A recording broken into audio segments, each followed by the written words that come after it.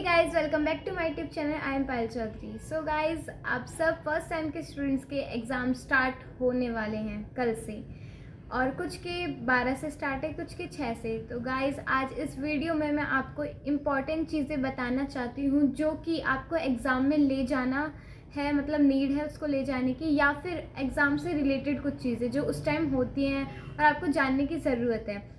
तो चलो स्टार्ट करते हैं। फर्स्ट थिंग, एग्ज़ाम में हम क्या क्या कैरी करके लेके जाएं अपने साथ। फर्स्ट इम्पॉर्टेंट, मोस्ट इम्पॉर्टेंट चीज़ है आपका एडमिट कार्ड।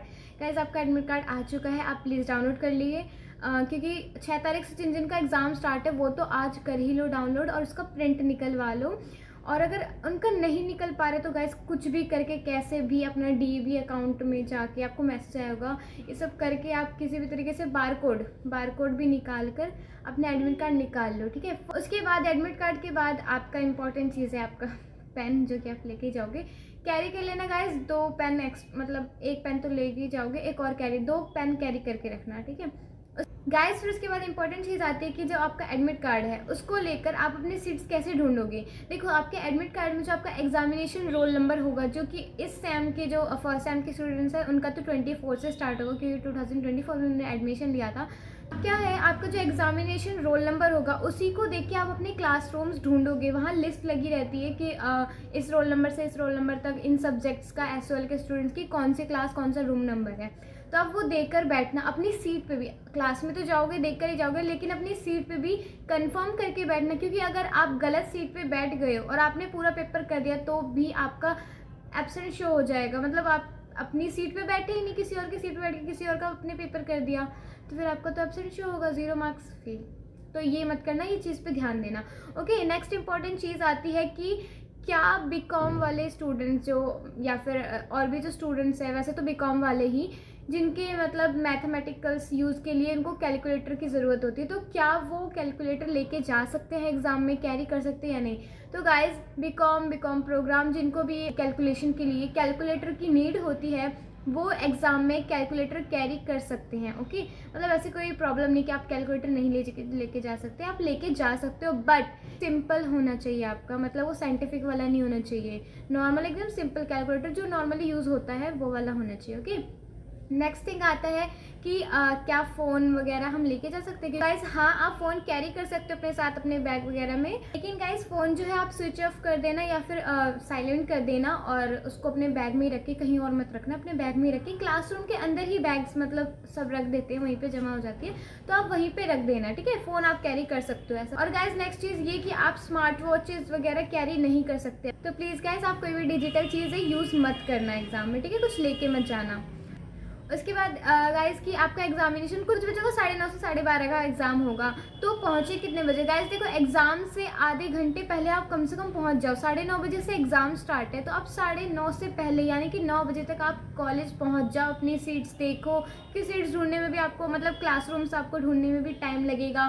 फिर आप बैठोगे, फिर आपको वो शीट्स मिलेगी, फिर आप लिखना शुरू करोगे, मतलब अपनी डिटेल्स भरना शुरू करोगे, तो इन सब में टाइम जाता है। तो प्लीज़, अगर आपका 9:30 बजे एग्ज़ाम है तो आधे घंटे पहले 9 बजे तक आप पहुंच जाएं क्लासरूम के अंदर, या फिर कॉलेज भी पहुंच जाएं, ठीक है। तो गाइस, नेक्स्ट चीज़ ये आती है कि मान लो कुछ बच्चे लेट हो गए एग्जाम में, जैसे 9:30 बजे का एग्जाम है बट वो लेट हो रहे हैं, तो कितने बजे तक आपकी एंट्री अलाउड है कि आप एग्ज़ाम दे सके। तो गाइस, अगर आपका 9:30 का एग्ज़ाम है, मोस्टली 15 मिनट तो नॉर्मली है, आधा घंटे तक आपको एंट्री मिल सकती है, यानी कि 9:30 का एग्ज़ाम, तो 10 बजे तक या 10:15 तक लास्ट आपको एंट्री दे सकते हैं। वरना फिर अगर आप इससे भी लेट हो गए तो आपकी एंट्री नहीं होगी, आपका पेपर मतलब छूट जाएगा वो, ठीक है, आपको एंट्री वगैरह नहीं मिलेगी। तो गाइस, प्लीज़ टाइम से पहुंचना, कोशिश करना कि प्लीज़ आधे घंटे पहले पहुंच जाओ आप अपने सेंटर पे। जिसका दूर है उस हिसाब से आप देख लो कि आप टाइम से सेंटर्स पे पहुंचो, ताकि आपका एग्ज़ाम अच्छे से, कोई भी आपकी प्रॉब्लम ना आए।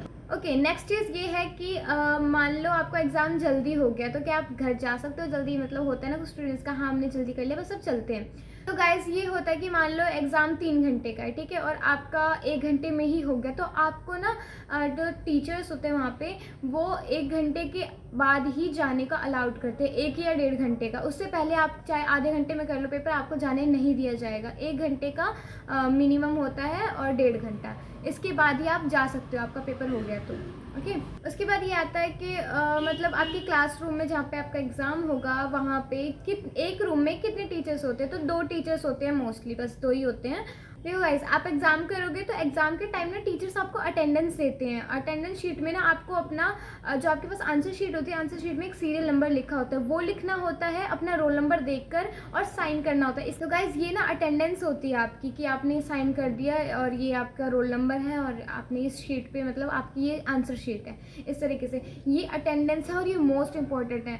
मतलब कभी कभी होता है या तो वैसे तो टीचर बोलता नहीं है, लेकिन मान लो अगर आप लेट आए हो, ठीक है, और बच्चों की पहले अटेंडेंस हो चुकी है और आप रह गए, तो प्लीज़ आप भूल मत जाना। इस अगर आपने पूरा पेपर भी दे दिया और आपकी अटेंडेंस रह गई तो आपका एब्सेंट शो हो जाएगा, ठीक है। इस चीज़ का ध्यान रखना, एब्सेंट शो होने से बचना। मतलब आप अपनी क्लासरूम सीट और अपना अटेंडेंस, ये 3 चीज़ें बहुत ज़्यादा कंपलसरी है, वरना फिर आपका अटेंडेंस शो हो जाता है। फिर बच्चों को प्रॉब्लम आ जाती है, वो कहते हैं हमने तो एग्ज़ाम दिया था, रिजल्ट में उनका एब्सेंट शो हो जाता है।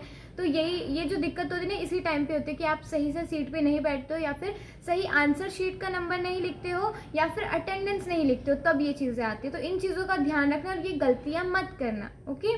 Important cheese guys, please cheating carry करके मत लेके जाना कोई सी भी।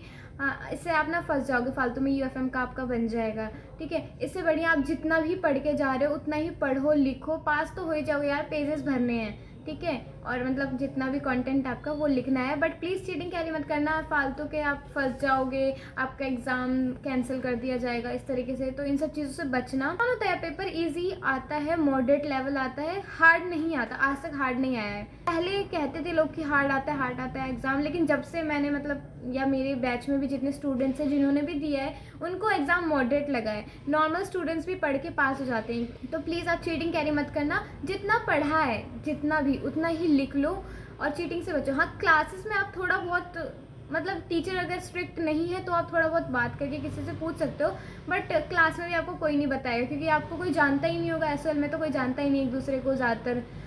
तो इस भरोसे मत रहना, खुद के भरोसे जाना, खुद ही पढ़ के जितना पढ़ा है उतना लिख के आ जाना, ओके। पास हो जाओगे, इसकी टेंशन मत लेना। बाकी चीज़ें तो आपको बता दिया जाएगा क्लास में कि मतलब आंसर शीट कैसे फिल करनी है और क्या क्या लिखना है उसमें, इंपॉर्टेंट चीज़ें, और बाकी सारी चीज़ें आपको मैम मतलब टीचर्स वगैरह बता देंगी। आपका फर्स्ट टाइम है तो आपको ज़्यादातर चीज़ें पता नहीं होगी ना, तो वो आपको हेल्प करते हैं टीचर्स, ठीक है। तो आप ज़्यादा वो मत करना, या थोड़ी सी भी हेजिटेशन मत रखना टीचर से कुछ भी आस्क करने में कि मैम ये क्या है, मतलब कैसे बैठे, इसमें क्या भरना है। आराम से करना, क्योंकि आपकी एक भी छोटी सी अगर आप गलती करते हो ना आंसर शीट पे, तो आपका वो मतलब बहुत बड़ी चीज़ हो जाती है एक तरीके से, खासकर तो अटेंडेंस की हो जाती है। प्लीज़ तो इस चीज़ पे ध्यान देना। तो गाइस, आज की वीडियो में बस इतना ही। और भी कोई अगर चीज़ रह गई हो बताने की तो प्लीज़ मुझसे कमेंट सेक्शन में पूछ लेना। ऑल द बेस्ट आप सबको, जिनके भी एग्ज़ाम स्टार्ट्स है 6 से एंड 12 से, प्लीज़ अच्छा करना। गाइस, बिल्कुल भी टेंशन मत लेना आपकी एग्ज़ाम मतलब टफ आएगा या नहीं कर पाएंगे, ऐसा कुछ नहीं है। पढ़ के पास हो जाओगे आप लोग, ठीक है। बिंदास एग्ज़ाम देना, ठीक है, अच्छे से करना। अगर वीडियो अच्छी लगे तो लाइक कमेंट शेयर सब्सक्राइब करना। मिलते हैं नेक्स्ट वीडियो में, तब तक के लिए बाय।